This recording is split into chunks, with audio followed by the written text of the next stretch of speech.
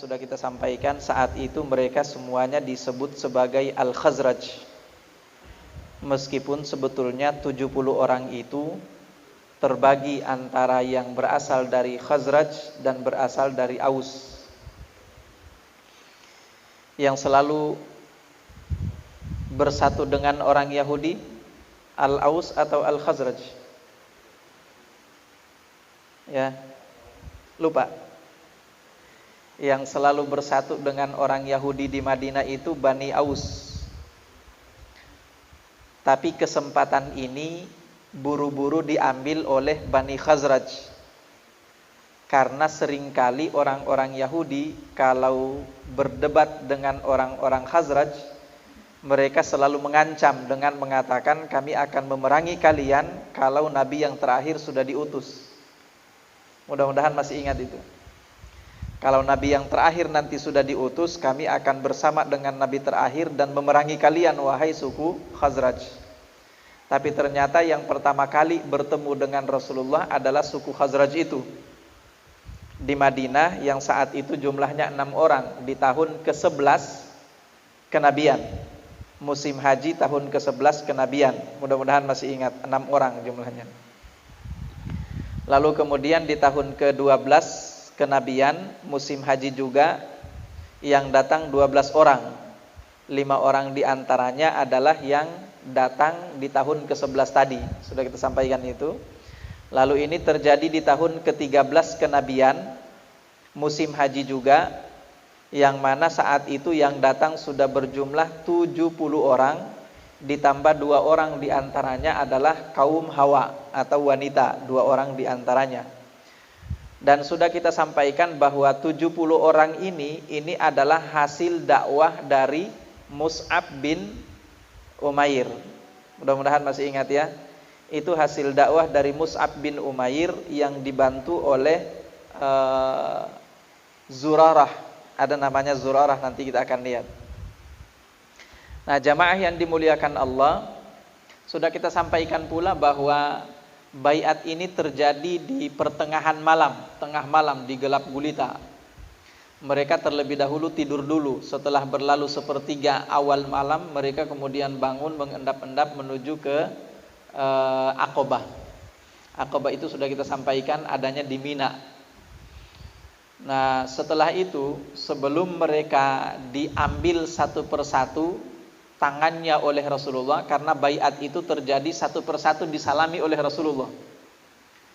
Jadi bukan secara keseluruhan, baiat itu satu persatu. Jadi 70 orang malam itu dipegang tangannya oleh Rasulullah untuk mengucapkan baiat atau perjanjian itu. Dan sudah kita sampaikan ya, bunudul bai'ah, butir-butir daripada perjanjiannya sudah kita sampaikan pada pertemuan sebelumnya. Tapi untuk wanitanya yang 2 orang itu tidak dipegang tangannya oleh Rasulullah, tidak dijabat tangannya oleh Rasulullah. Para ahli sejarah sepakat bahwa sepanjang hidupnya Rasulullah SAW tidak pernah sekalipun bersentuhan tangan dengan wanita yang non mahram. Sama sekali tidak pernah dilakukan oleh Rasulullah SAW. Jadi kalau sampai di antara kita masih ada yang memandang remeh itu, misalnya memandang remeh salaman dengan wanita non mahram, itu berarti jauh dari kepribadian Rasulullah SAW. Ada yang mengatakan nggak apa-apa kalau pakai alas, nggak apa-apa kalau pakai sarung tangan katanya. Di saat itu juga sudah ada kain, tapi Rasulullah SAW tetap tidak melakukan itu. Bahkan beliau mengancam. Beliau mengatakan dalam sebuah sabdanya, beliau mengatakan bahwa aku ditusuk dengan besi panas dari kepala dan tembus sampai ke bawah, itu jauh lebih aku sukai ketimbang aku salaman atau jabat tangan dengan seorang wanita non mahram. Jadi itu juga nggak boleh dipandang remeh ya. Cuman jangan juga kemudian kalau kita melihat orang lain melakukan itu buru-buru kita menyalahkan. Boleh jadi ada alasan juga di balik itu. Intinya itu adalah dosa. Sebisa mungkin dihindari. Tapi kalau tidak bisa dihindari, yang paling tidak bisa menghindari itu biasanya para pejabat. Kalau sudah jadi pejabat itu susah untuk dihindari, ya. Meskipun juga kita lihat bahwa tidak sedikit juga pejabat yang memang komitmen, bagaimanapun juga dia tidak mau melakukan itu. Ya, kita temukan juga itu di media-media kita. Nah, kita lanjutkan jemaah yang dimuliakan Allah.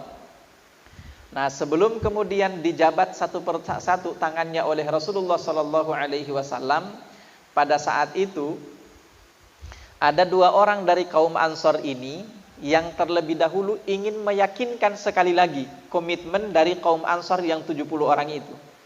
Karena jangan sampai mereka melakukan perjanjian itu main-main. Ini bukan main-main. Kenapa bukan main-main? Karena ini perjanjian penting menentukan masa depan dakwah Rasulullah Sallallahu Alaihi Wasallam dan menentukan masa depan Islam setelah itu. Ini luar biasa perjanjian ini. Inilah asas yang kemudian menjadikan Islam itu dengan sangat mudah akhirnya tersebar ke hampir seluruh pelosok bumi pada saat itu. Itu ya, sampai mereka menguasai peradaban. Itu luar biasa, sampai masuk ke Spanyol kan. Masuk ke Eropa, masuk ke Turki. Itu luar biasa. Dimulai dari mana? Dimulai dari perjanjian ini, kata para ulama.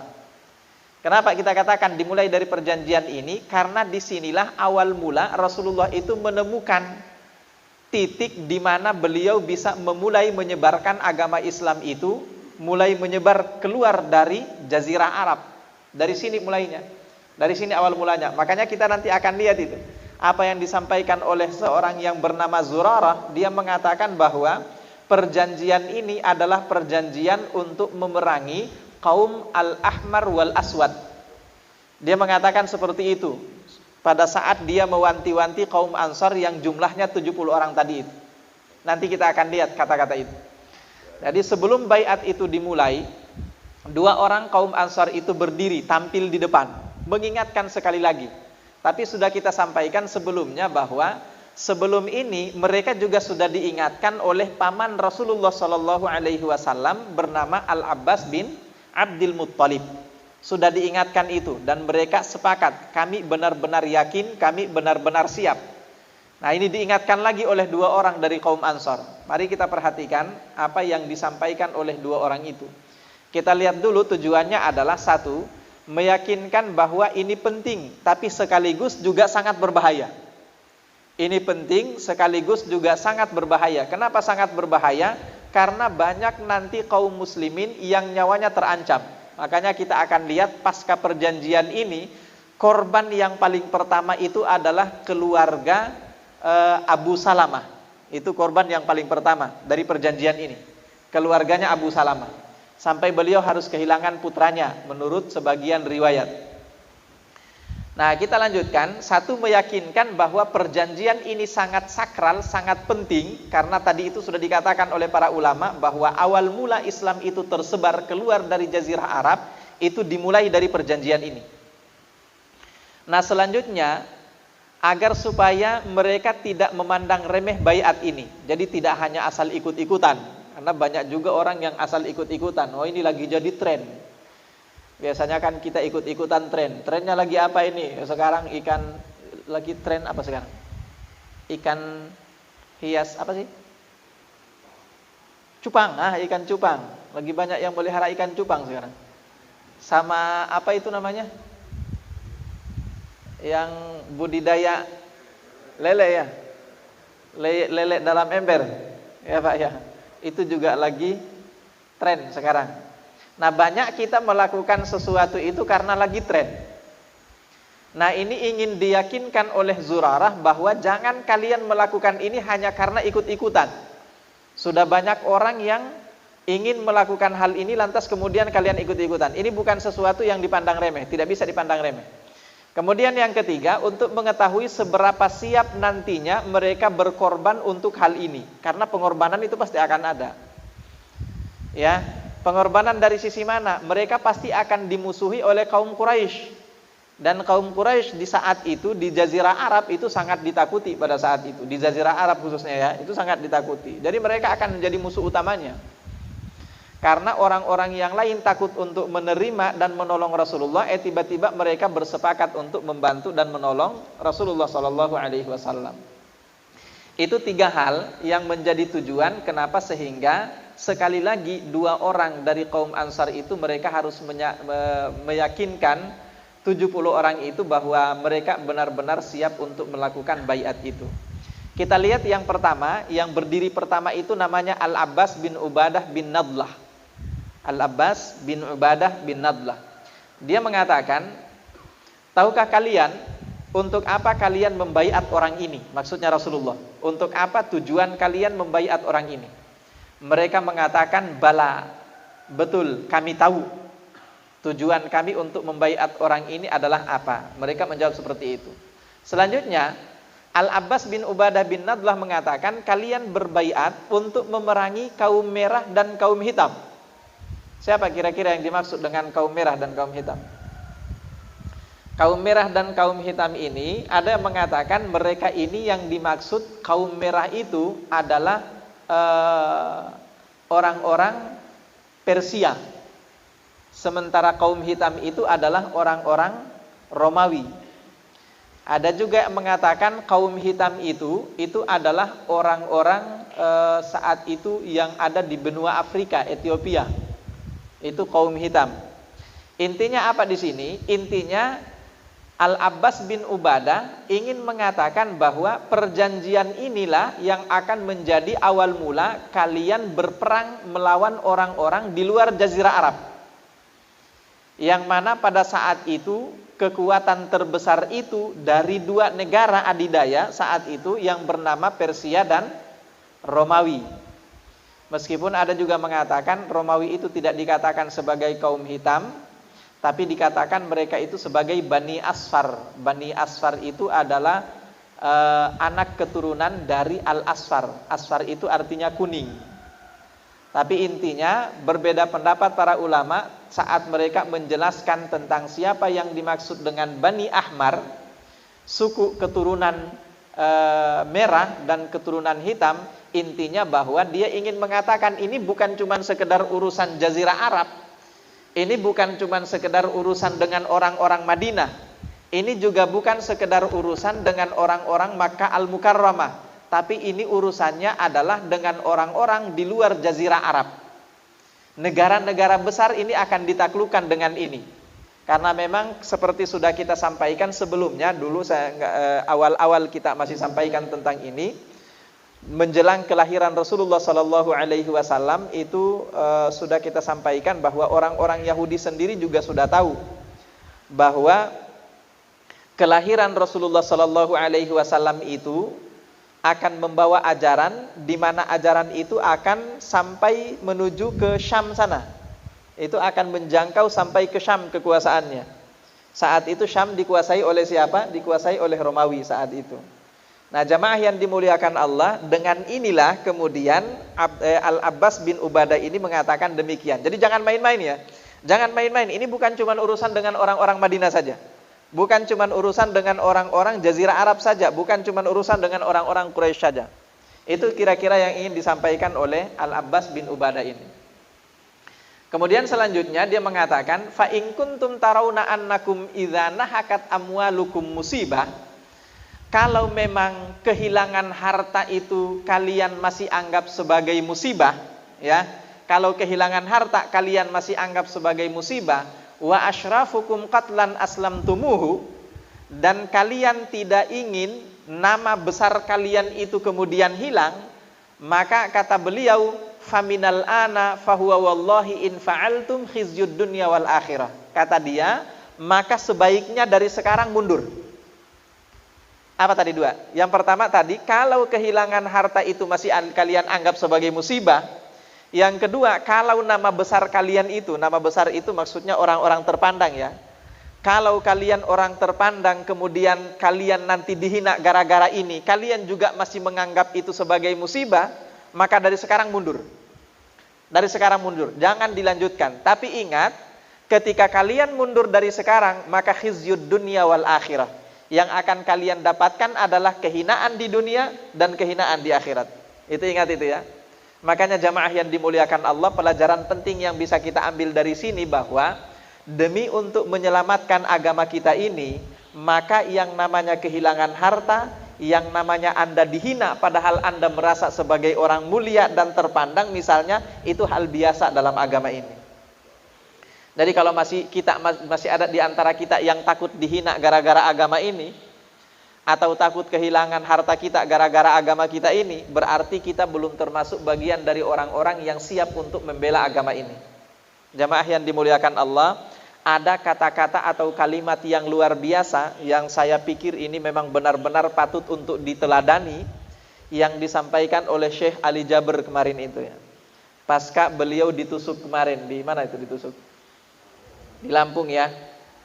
Ada satu kata, satu kalimat yang luar biasa, saya pikir ini baik sekali untuk dijadikan sebagai prinsip oleh setiap muslim, khususnya juru dakwah. Sebetulnya ini lebih kepada menasehati pribadi saya sendiri. Apa kata beliau?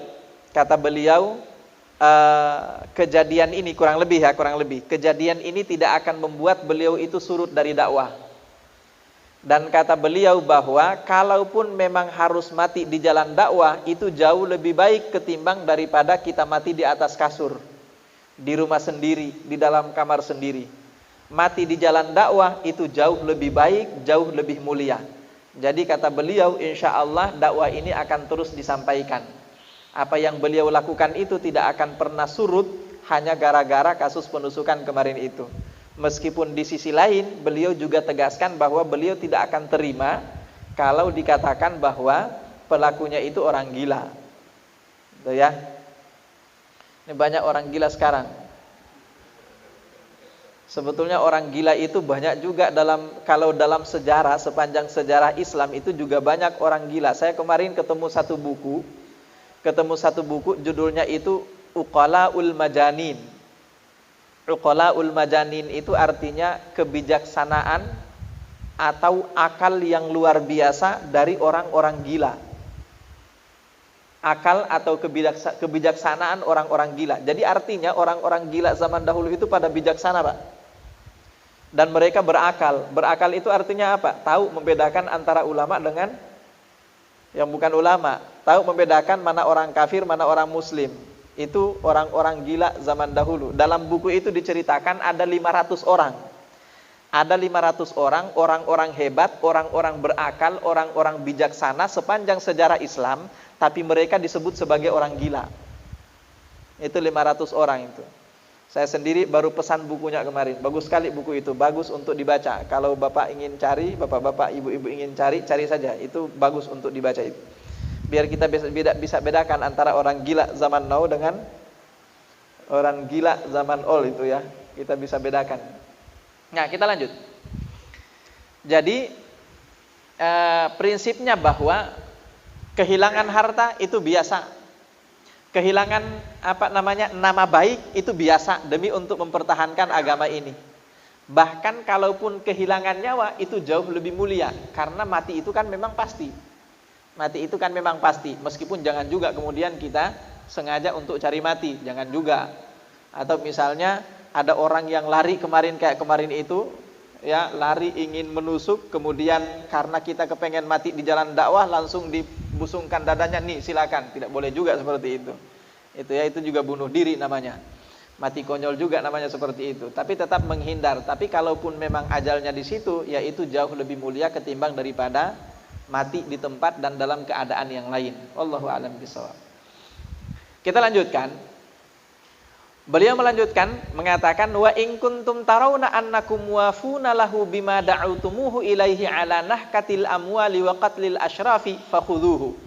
Tapi kalau kalian sudah siap untuk kehilangan harta, kalian siap untuk kehilangan nama baik kalian gara-gara ini, maka kata beliau fakhudhuhu, silakan kalian berbaiat sekarang juga. Fahuwa wallahi khairud dunya wal akhirah, dan itu demi Allah kebaikan dunia dan kebaikan akhirat. Itu kata Abdullah bin Ubadah bin Nadlah. Ya, jadi dalam rangka membela dakwah Rasulullah sallallahu alaihi wasallam. Apa jawaban mereka? Mereka menjawab, fa inna na'khudhuhu ala musibatil amwali wa qatlil asyraf. Kata mereka, kami siap untuk menerima semua resikonya. Kehilangan harta, kehilangan nama baik, kami siap kata mereka. Wa qatlil asyraf.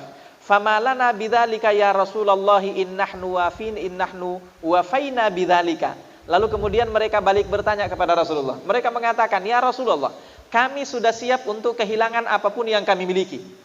kami siap untuk kehilangan apapun yang kami cintai di dunia ini.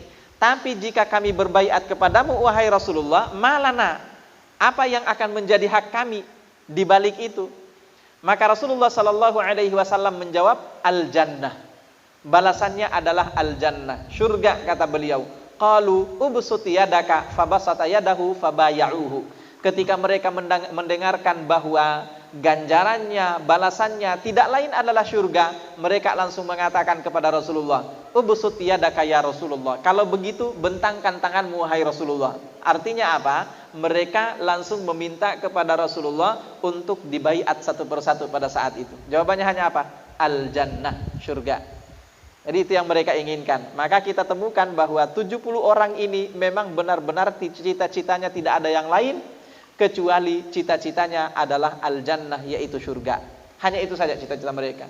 Karena memang cita-cita tertinggi setiap muslim itu tidak ada yang lain kecuali al-jannah, jannatul firdaus. Mudah-mudahan apa yang kita lakukan semuanya diorientasikan untuk mendapatkan jannatul firdaus di akhirat kelak. Termasuk apa yang kita lakukan pagi hari ini, meskipun sambil ngantuk-ngantuk, meskipun sambil tiduran, niatkan ngantuk-ngantuknya sambil tidurannya itu untuk apa? Untuk meraih jannatul firdaus. Tidak usah tersinggung ya, tidak usah tersinggung yang agak ngantuk.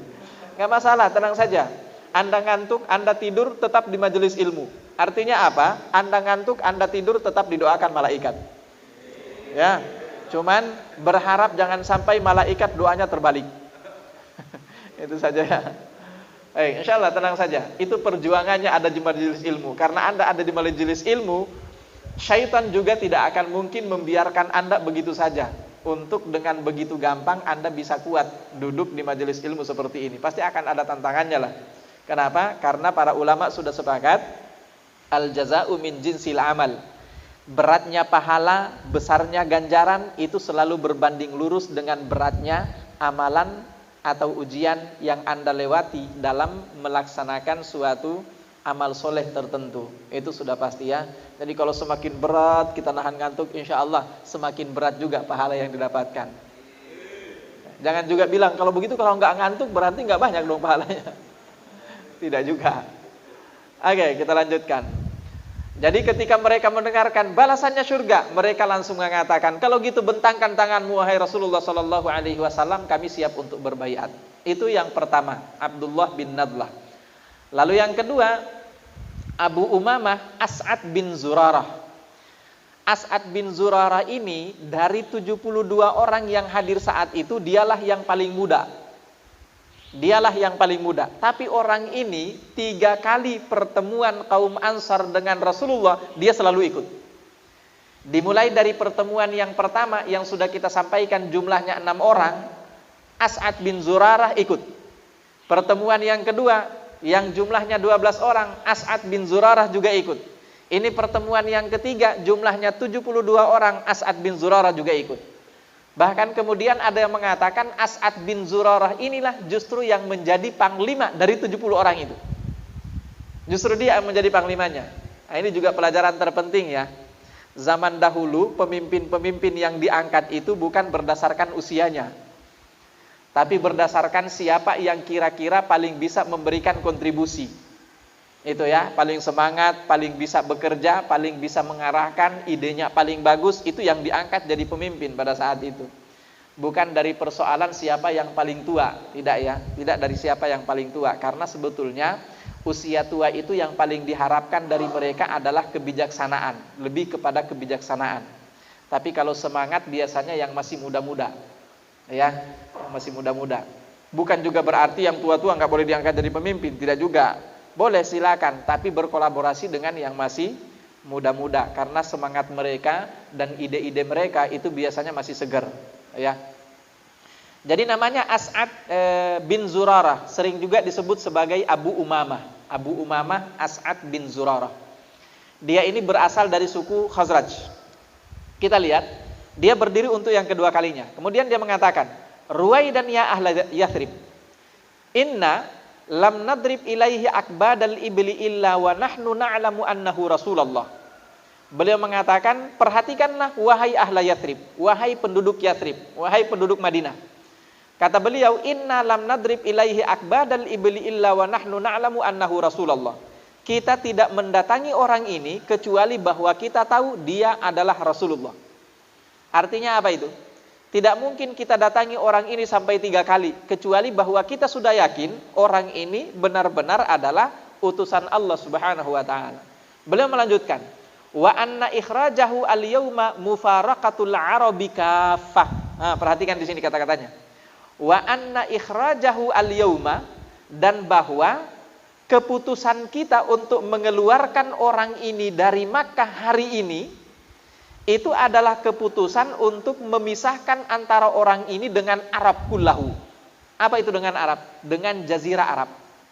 Saat itu Jazirah Arab luas sekali kan. Jazirah Arab itu terbentang dari Yaman. Terbentang dari Yaman sampai ke Palestina sana. Itu Jazirah Arab namanya.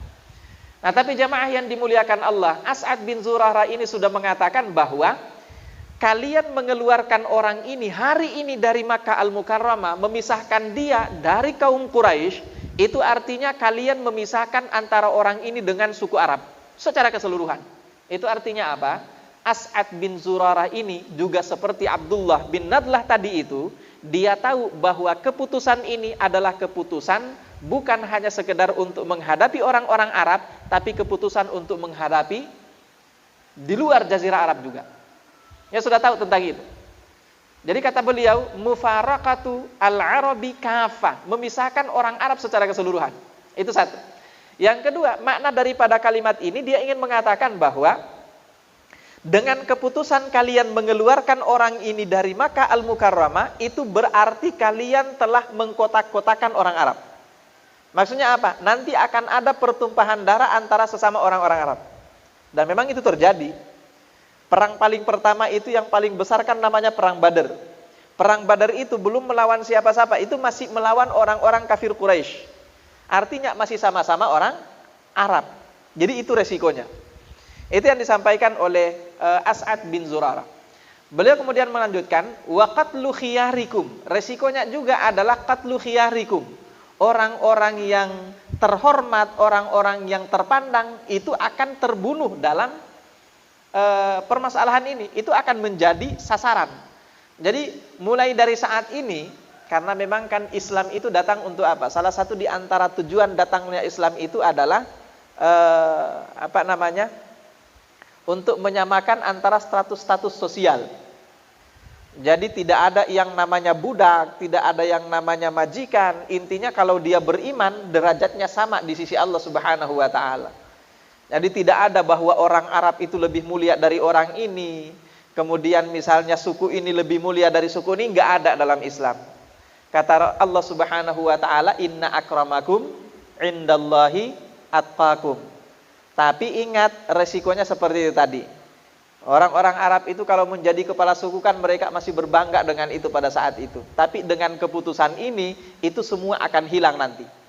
Jadi seorang budak atau orang yang dipandang biasa selama ini, itu nanti akan berhadapan langsung dengan para pemuka atau tokoh-tokoh orang-orang Arab. Itu sudah hal biasa nanti. Itu nanti akan menjadi hal biasa. Kalau selama ini orang-orang biasa bahkan duduk satu majelis dengan para tokoh saja tidak diperbolehkan, dianggap sebagai sebuah aib, dengan adanya keputusan ini itu semua akan hilang. Jadi artinya budaya Arab secara umum itu juga akan berubah dengan keputusan ini. Jadi sekali lagi inilah sehingga kenapa tadi dikatakan bahwa perjanjian ini bukan perjanjian main-main, ya. Ini bukan bai'ah yang biasa-biasa saja. Kemudian beliau mengatakan wa an ta'uddukum as-suyuf. Dan ingat, resiko yang berikutnya, anta'uddukum ayus as-suyuf. Resiko yang berikutnya, kalian akan berhadapan dengan pedang. Berhadapan dengan pedang maksudnya karena apa? Satu, orang-orang Arab pada saat itu menyelesaikan masalah adalah dengan pedang. Intinya kalau ada clash sedikit, ada masalah sedikit, itu diselesaikan dengan pedang. Itulah tradisi orang-orang Arab zaman dahulu. Makanya sudah pernah kita sampaikan juga bahwa kalau ada bayi yang baru lahir, bayi yang baru lahir atau mau lahir, seorang ibu yang menjelang melahirkan anaknya, itu oleh suaminya dititipi pedang. Pesannya dengan menitipkan pedang itu, pesannya adalah kalau yang lahir nanti laki-laki, maka pedang itu adalah untuk dia. Laki-laki harus punya pedang. Kemudian kalau yang lahir adalah perempuan, maka dengan pedang itu bunuhlah bayi yang lahir itu. Maksudnya apa jamaah yang dimuliakan Allah? Laki-laki kasih pedang itu. Kenapa? Agar supaya dia punya solusi untuk menyelesaikan masalah. Kira-kira seperti itu. Ya. Kalau di Sunda nggak ada ya. Kalau di Makassar itu masih banyak, masih kental juga tradisi di Makassar ya, masih kental juga tradisi, di Bugis juga tradisi bahwa laki-laki itu kemana-mana harus bawa badik. Itu juga masih kental, meskipun sudah tidak semuanya ya, sudah tidak semuanya, tapi masih banyak yang seperti itu. Jadi kemana-mana bawa badik orang Makassar atau orang Bugis itu biasa. Ya, kalau tidak bawa badik itu bukan laki-laki katanya. Ya itu tradisi mereka. Saya nggak tahu kalau di Jawa atau di Sunda. Wallahu a'lam. Nah kita kembali, orang Arab seperti itu. Laki-laki harus punya pedang. Dan dengan pedang itu salah satu di antara tujuannya adalah untuk menyelesaikan masalah. Masalah diselesaikan dengan pedang. Lalu kemudian beliau mengatakan, fa imma antum tasbiruna ala dzalika fakhuduhu. Kalau kalian sudah siap menghadapi resiko itu, bisa bersabar menghadapi resiko itu, fakhuduhu, maka berbayatlah. Wa akhrajakum 'ala Allah, wa ajrukum 'ala Allah. Dan dengan itu insyaallah ganjaran kalian, balasan kalian itu ada di sisi Allah Subhanahu wa taala. Wa imma antum takhafuna min anfusikum khifatan fadharuhu. Tapi kalau kalian masih takut dengan resiko-resiko yang saya sebutkan tadi, maka tinggalkanlah orang ini. Artinya jangan berbayat. Fahuwa a'dharu lakum 'indallahi. Karena nanti itu akan menjadi resiko yang akan kalian temukan nanti di sisi Allah Subhanahu tabaraka wa taala. Nah, jamaah yang dimuliakan Allah, ini pesan yang disampaikan oleh As'ad bin Zurarah sebelum dilaksanakannya baiat satu persatu oleh Rasulullah sallallahu alaihi wasallam. Kita perhatikan jawaban tegas dari kaum Ansar ketika mendengarkan apa yang disampaikan oleh dua orang pemuka mereka tadi itu. Setelah mereka menyadari tentang pentingnya baiat tersebut, mereka kemudian dengan tegas mengatakan, ba'da an haka qaula As'ad bin Zurarah faqalu ya As'ad. Ketika mereka mendengarkan apa yang dikatakan oleh As'ad itu, mereka mengatakan, ya As'ad, amti anna yadaka. Wahai As'ad, bentangkanlah kedua tanganmu, fa wallahi la nadharu hadhil bai'ah wa la nastaqiluha. Demi Allah, kami tidak akan meninggalkan baiat ini, dan demi Allah kami tidak akan memandang remeh baiat ini. Artinya mereka sadar sepenuhnya berbaiat kepada Rasulullah sallallahu alaihi wasallam dengan kesadaran yang sangat penuh. Selanjutnya, setelah dibaiat satu persatu, Rasulullah kemudian mengambil tangan, menjabat tangan satu persatu di antara 70 orang itu, kecuali 2 orang wanita tadi itu. Rasulullah hanya membaiat mereka dengan kata-kata saja, tidak menjabat tangan kedua wanita itu. Setelah itu, baiat selesai, Rasulullah kemudian meminta 12 orang. Untuk apa 12 orang itu? Disebut sebagai naqib. Naqib itu kalau dalam ketentaraan itu disebut kapten. Ya. Naqib ini kayak semacam perwakilan. Jadi kepala seksi, koordinator, penanggung jawab. Ya, kalau kita lihat dalam kabinet itu ya menteri-menterinya itu 12 orang ini, menteri-menterinya. Dari pemimpin tertingginya itu adalah Rasulullah sallallahu alaihi wasallam. Itu pemimpin tertingginya. Lalu di bawahnya itu 12 orang ini. Kita lihat tugas dari 12 orang ini untuk apa? Merekalah yang akan bertanggung jawab terhadap terlaksananya baiat ini oleh 70 orang tadi itu. Jadi kalau ada di antara mereka yang melanggar, salah satu di antara yang harus bertanggung jawab yang 12 orang ini. Dan dikontrol itu sedikit demi sedikit. 12 orang ini benar-benar mengontrol jalannya baiat itu. Karena kalau Rasulullah mengontrol 70 orang, itu juga tidak mungkin, terlalu banyak. Jadi diambilkan perwakilan 12 orang ini.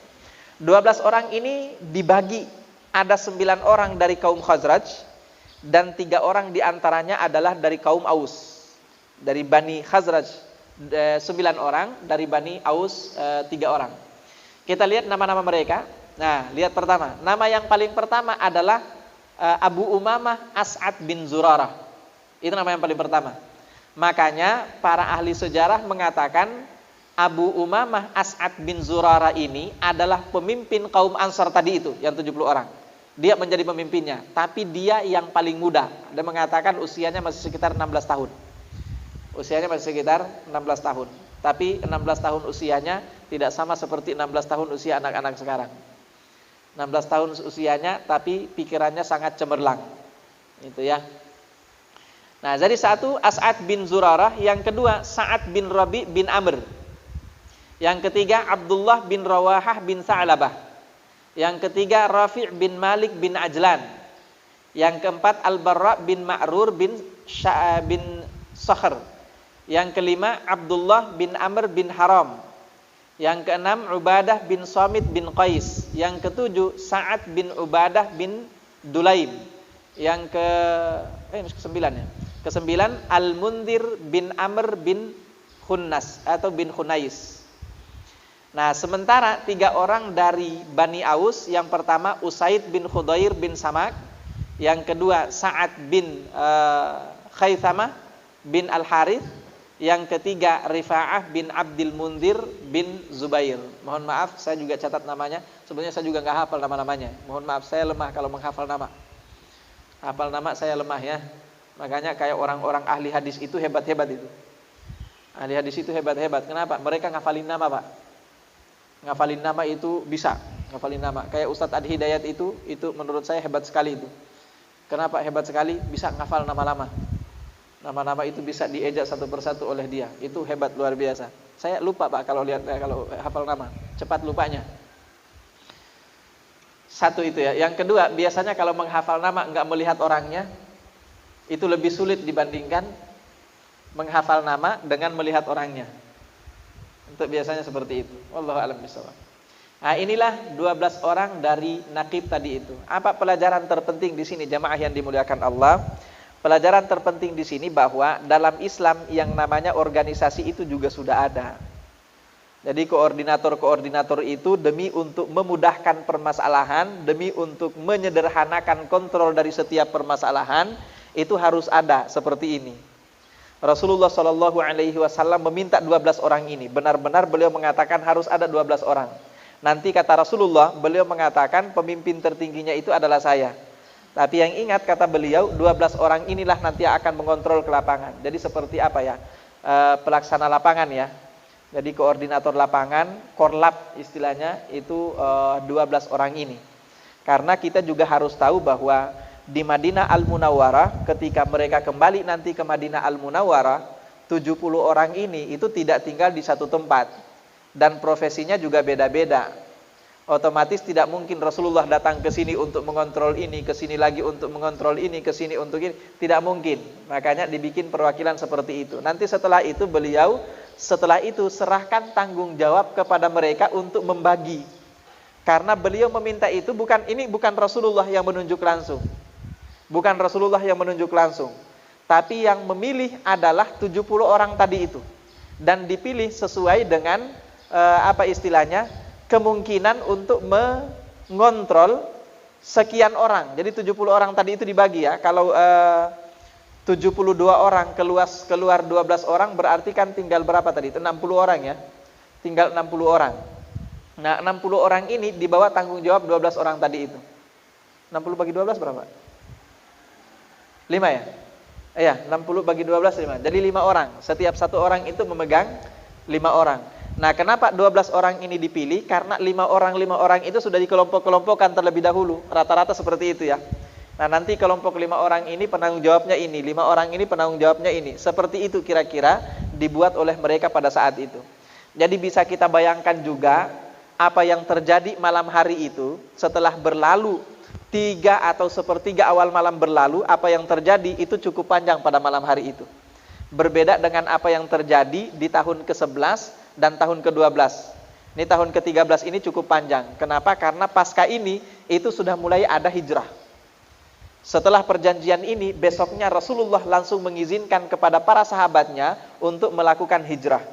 Dan yang paling pertama melangkah untuk hijrah itu adalah keluarga Abu Salamah. Itu yang paling pertama. Nanti kita akan lihat kisahnya insyaallah apa yang terjadi pada beliau.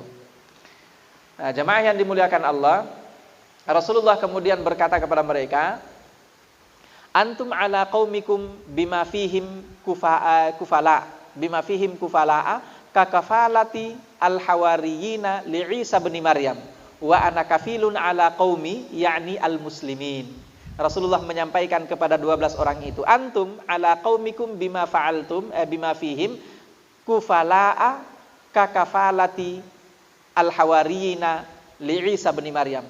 Kalian itu, kata Rasulullah, di antara kaum kalian nanti itu adalah para koordinator, seperti posisi al-hawariyin bagi Isa bin Maryam, kata beliau. Al-hawariyun itu siapa? Al-hawariyun itu sedikit, tidak banyak jumlahnya. Al-hawariyun itu mereka yang memang benar-benar mengikuti instruksi dari Nabi Isa alaihi salam. Pengikut Nabi Isa alaihi salam itu bukan cuma al-hawariyun, tapi penolong utama dari Isa alaihi salam itu disebut al-hawariyun. Makanya di dalam surah Al-Maidah dikatakan oleh Allah Subhanahu wa taala, jawaban dari kaum hawariyun itu ketika Nabi Isa mengatakan, man ansori ilallah, siapa yang akan benar-benar menjadi penolongku kepada Allah Subhanahu wa taala. Allah kemudian berfirman sebagai jawaban dari kaum al-hawariyun, qalal hawariyuna nahnu ansarullah. Para hawariyun pada saat itu mengatakan, nahnu ansarullah, kamilah penolong-penolong Allah. Maksudnya kamilah yang akan menjadi penolong utama bagi Nabi Isa alaihi salam dalam rangka berdakwah ilallahi subhanahu tabaraka ta'ala. Nah, jamaah yang dimuliakan Allah, pasca ini nanti akan ada hijrah. Ketika ada hijrah nanti, yang akan menjadi penolong utama kaum Ansar itu 12 orang ini. Jadi kaum Ansar itu adalah kaum penolong. Ansar itu kan penolong. Dari kata nasir, sudah kita sampaikan ya. Dari kata nasir itu artinya penolong, penyelamat. Nah, zu'ama'uhum, para pemimpin mereka itu 12 orang ini. Jadi apa istilahnya? Zu'ama'ul Ansar, para pemimpinnya kaum Ansar. Kalau di Makkah Al-Mukarramah kira-kira itu sahabat utamanya Rasulullah sallallahu alaihi wasallam. Sahabat utamanya Rasulullah. Sahabat utamanya Rasulullah itu kan ada 4 orang ya. Yang pertama ya khalifahnya. Sebetulnya kalau sahabat utamanya itu mereka yang paling pertama masuk Islam. Itu sahabat utamanya. Itulah zu'amanya ya. Yang paling pertama masuk Islam yang kita sampaikan 8 orang. Nah, kalau di kaum Ansar 12 orang ini itu yang intinya. Nah, selanjutnya kata beliau, wa ana kafilun ala qaumi, dan aku ini adalah kafil, pemimpin dan penanggung jawab ala qaumi, untuk kaumku. Siapa itu kaumku, kata Rasulullah? Yakni al-muslimin. Kaumku itu adalah semua kaum muslimin, kata Rasulullah sallallahu alaihi wasallam. Jadi itu yang bisa kita sampaikan. Insyaallah nanti kita akan lanjutkan pada pertemuan yang berikutnya. Kita akan lanjutkan pada awal mula peristiwa hijrah Rasulullah sallallahu alaihi wasallam. Siapa saja yang pertama kali hijrah, kemudian disusul dengan siapa, apa peristiwa yang mereka hadapi pada saat mereka memutuskan untuk berhijrah, itu nanti akan kita ceritakan pada pertemuan yang berikutnya insyaallah.